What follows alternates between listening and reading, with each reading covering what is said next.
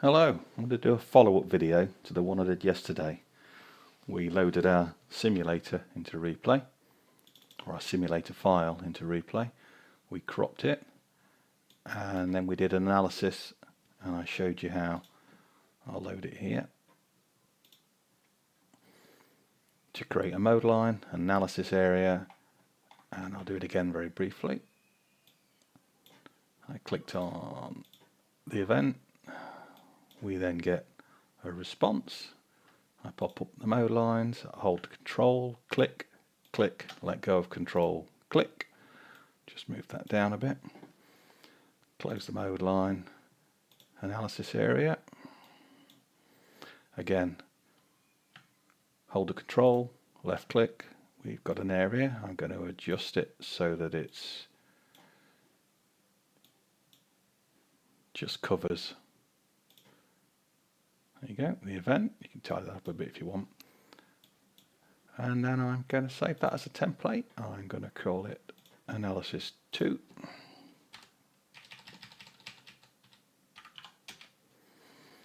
There you go. And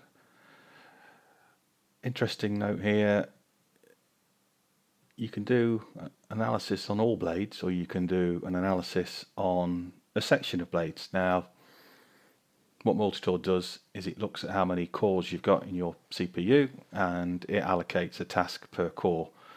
Unfortunately, for this particular example, we've only got 24 blades and I've got 32 cores, so you don't really get a breakdown, so there's no point in changing that option. So I'll click perform the analysis, and I'll, just for interest, I'll pop up my CPU performance meter, and you can see that while it's working, it will scale to at least 1 core per blade. Well, 1 core per blade. So it's making use of a fairly extensive CPU here. Okay, I'll minimize that. And we've done that. I'll close this. I go to results, and the newest one's always at the top. Double click on it. There you go. Now, what I wanted to show you was, if I change that to uncertainty, no legend, and speed, you can see, take a look at the response. It's a simulator response. It's lovely, just what you'd expect to see. Very, very good fit and very low uncertainty. Right. So what you can do, obviously this is a simulator and these probe signals are all good. If you've got poor probes, you can turn a few off. Now, we want at least 3 working probes for this to work because it's a single order response. So I'm going to turn off all the probes except the first 3. And you can see here, these have been disabled. And to prove that still works, I want to load the analysis. I'm going to do it again. And it's now working. This time it'll perform the analysis only on the probes that I've told it to. Now, when it does its checks on it loads the files, if there are some clearly broken probes or real big problems with some probe contents, it will automatically turn those probes off. If it's not sure, it'll just warn you and you can look at them yourself and do that. But let's finish the analysis. So let's go and look at the file we've just done. Yeah, 1555.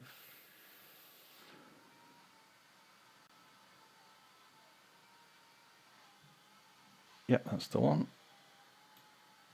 And even though it's a simulator file, you can still see 3 probes. It's not quite so nice a response. It's still perfectly adequate. But with real data, this would make a significant difference. On the simulator, not so much, but it does demonstrate the fact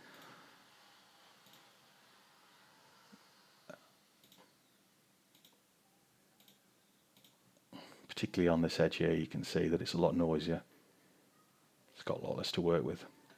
I've just turned off most of the probes, so I'm going to turn them back on.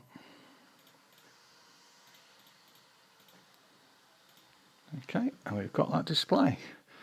So there's a few other things I wanted to demonstrate, and I want to use this file to do it because it's nice and simple. If I reload it,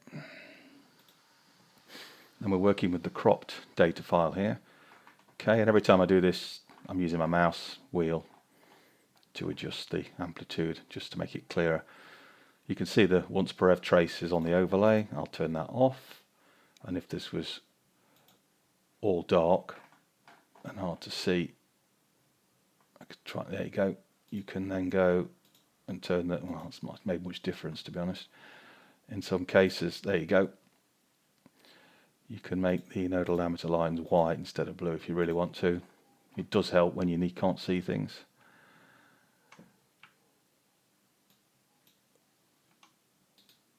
Right, what I want to do is I didn't want to do that. I'll clear that. I want to go through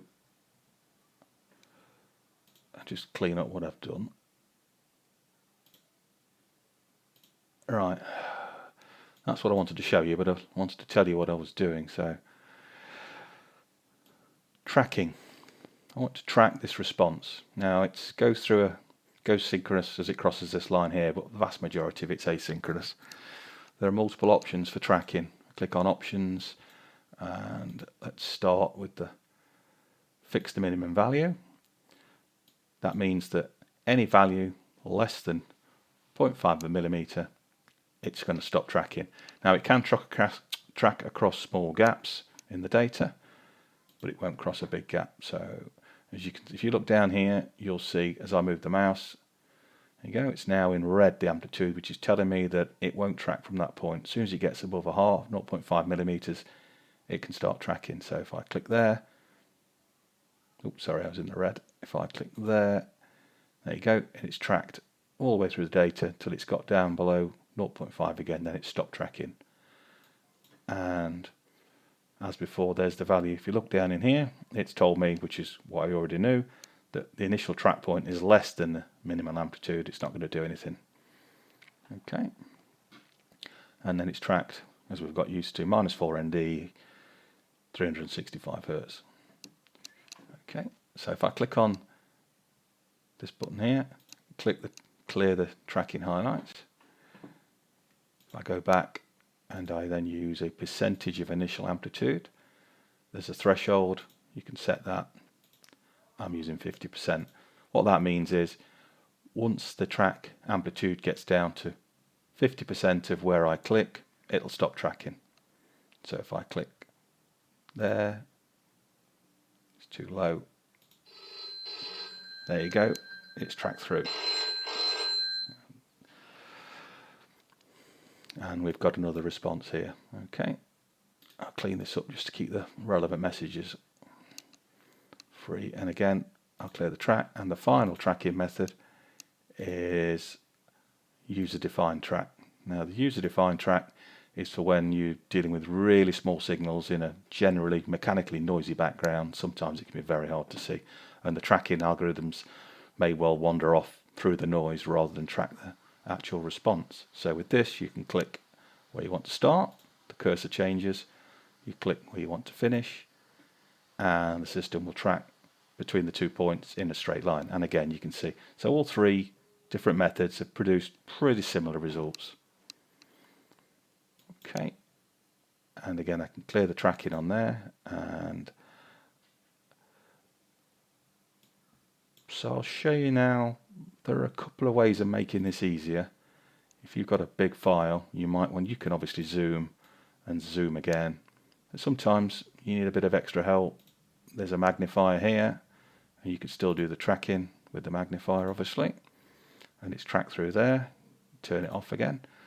Or if you need a bit more help, you can click on this pop-out button here. And what that does is, if you have multiple monitors, I've got a 40-odd inch 4K monitor, so it's ideal for this. So I can just create a bit of space on there, drag it out, and all the controls still work. It's not, you can drag this onto a second monitor if you really wanted to. You can do a lot. You've got a lot of choices.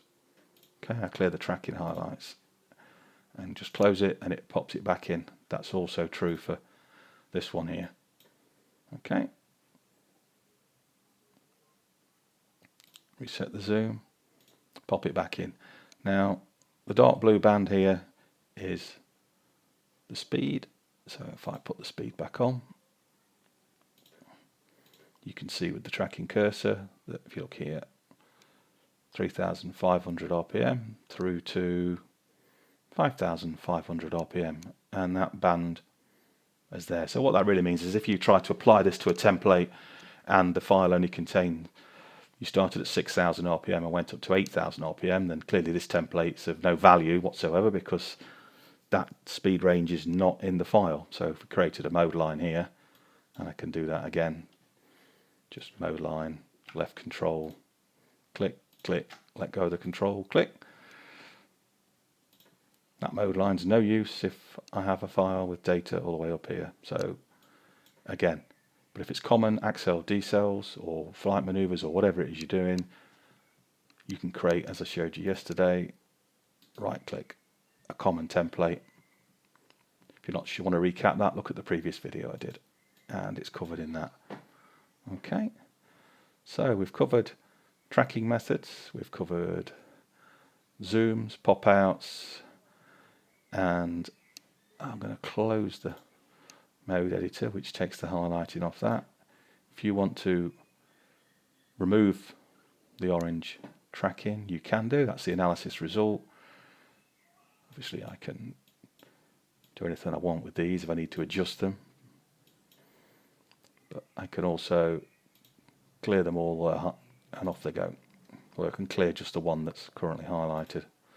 I go to mode lines, for instance, I can either, I can't delete the point because you can't have a line without two ends, but if I had a third one I could delete a particular point in the line, so you don't just have to have two. I'll show you that by, in fact, mode line, delete that mode line, yes it can go. So if I wanted to create a mode line, for instance, left control, click, click, oops, mode lines, click, click, click, click. You can have any shape you want, click, let go of control, and there we have it. Zoom in on that. If I want to play with that, I can. So you've got some adjustment. Okay, and if I want to delete that, I can delete it, but just to demonstrate that if I pick the third point, which is this one here, 1, 2, 3, and delete it, it's gone. And it should snap into place, which it does. Okay, these values are live, so if you drag that, you can see them moving.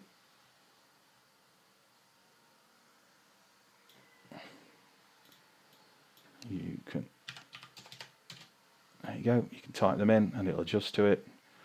Change the mode number to 3, update it, close that. If I go in here, show mode numbers like I showed you before, there you go, mode 3.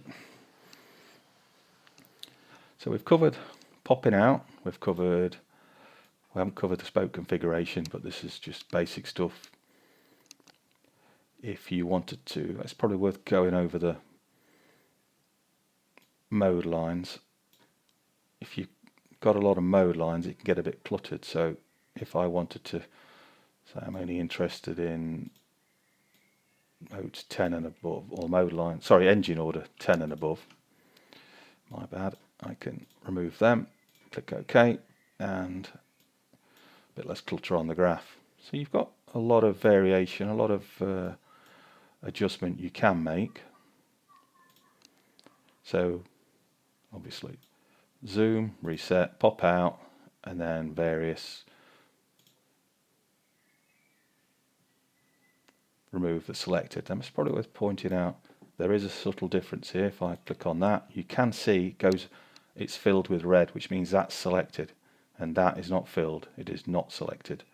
And also if you look in the mode line editor, when I click on it, that's the first point, that's the second point.